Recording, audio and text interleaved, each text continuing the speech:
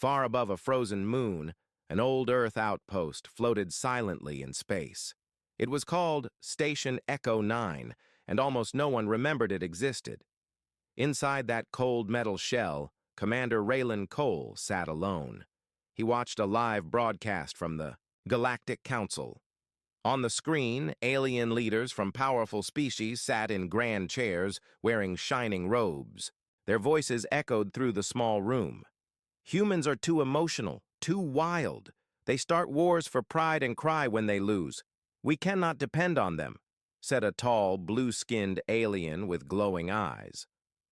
Laughter followed. Another leader added, "They were a mistake in the alliance. Removing them was the smartest move we ever made." Raylan didn't blink. He just stared. His face was calm, but his hand slowly tightened into a fist. 20 years ago, Earth was thrown out of the Galactic Defense Alliance. No one had attacked them and no charges were made. The Council had simply voted. Humans were called unpredictable and dangerous. They were told to leave. Since then, Earth was silent. No messages, no ships, no help. But Earth had not been sleeping. Raylan stood up, his boots making a dull sound on the steel floor. He looked out the window. Stars twinkled in the darkness, cold and distant. Somewhere out there, a new threat was growing. A shadow moving from system to system. Colonies had gone dark. Trade routes vanished. The few reports that escaped spoke. Of ships shaped like knives, weapons that melted steel and screams in the void. They called them the Shriekers. The Alliance was worried now. Ships were lost. Borders were burning. But even with the danger rising, no one had called Earth. Raylan knew why. Pride, fear, regret. The great species of the galaxy couldn't admit they might need the one world they abandoned. He walked to a sealed chamber at the back of the outpost. The door hissed open. Inside was a small armory, human weapons, old models but upgraded in secret.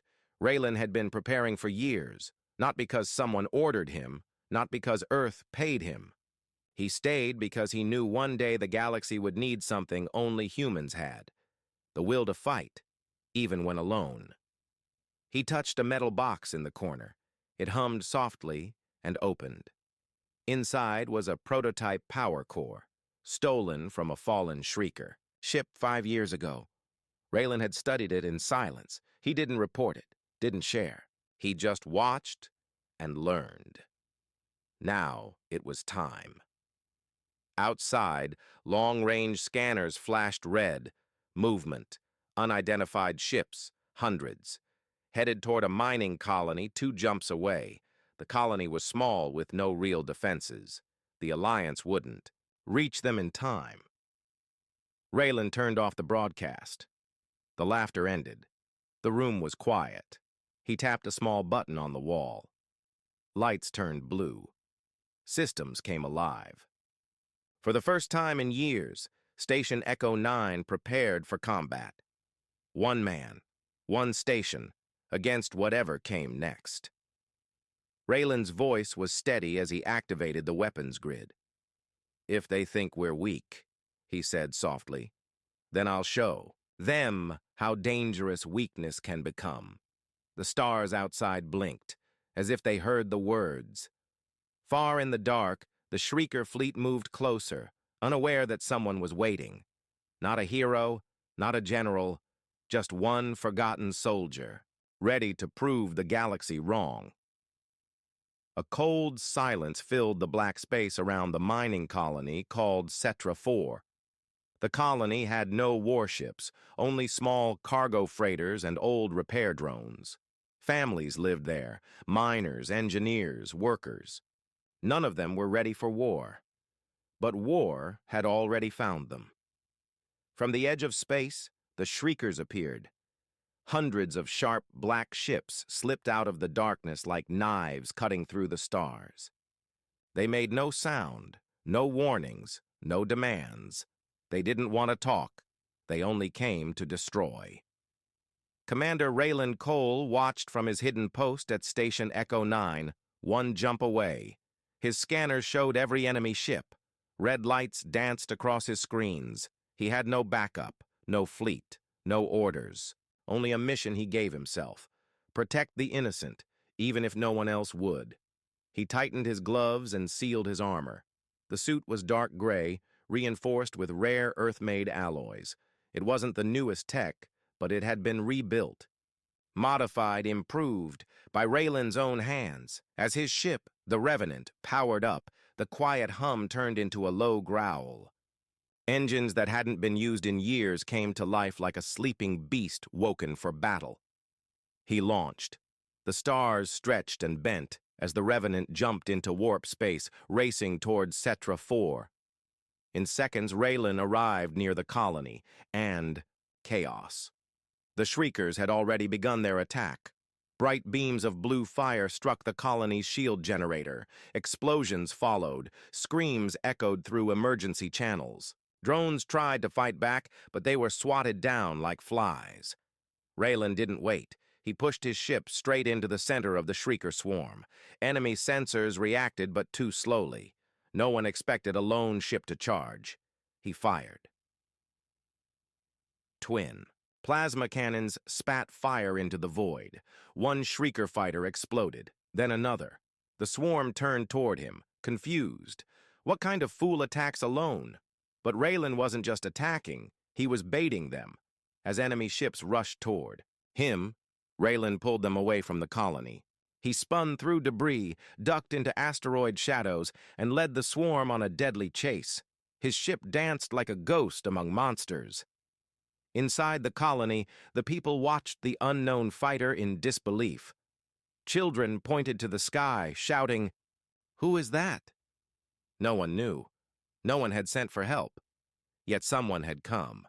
Raylan took a hit. His shields dropped to 50%. Alarms blared, but he didn't slow down. Instead, he triggered a hidden trap, 3 cloaked mines he had placed days ago while scouting the system. Boom! 3 more Shrieker ships vanished in fire. Still, they kept coming. Raylan dove into the planet's upper atmosphere. Heat wrapped around the Revenant, but the Shriekers followed blindly. That was their mistake. Raylan knew this world. He skimmed the surface and led them into a narrow canyon, Cetra's spine. Only one ship could fly through at a time. He turned and waited. The Yow. First enemy entered the canyon. Raylan fired. It fell. The second followed. Boom. Then another. The tight space gave them no room to dodge, and one by one the attackers fell. Above the canyon, the main Shrieker force hesitated. They scanned, waiting, searching. Then, they began to retreat. Not out of fear, but to regroup. They weren't used to resistance, not from a single human. Raylan flew back to the colony. His ship was damaged. He had only 20% power left. But the people of Cetra 4 were alive. He opened a channel to the colony's command post. A tired, wide-eyed officer appeared on the screen. Who are you?" Raylan gave a short nod.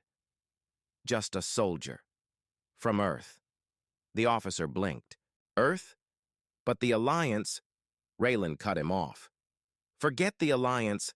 They won't come. But I'm here, and I'm not leaving." The screen went silent. In that quiet moment, one truth became clear across the colony. Humanity had not vanished. It had not stayed weak. It had been watching, waiting, preparing, and now it was fighting back. Above them, the stars shimmered. Far away, other colonies watched the battle replay in secret feeds. Whispers began spreading through space. One human had stood alone. One had faced the swarm. One had survived. The galaxy had laughed at Earth's weakness. Now they were starting to remember fear,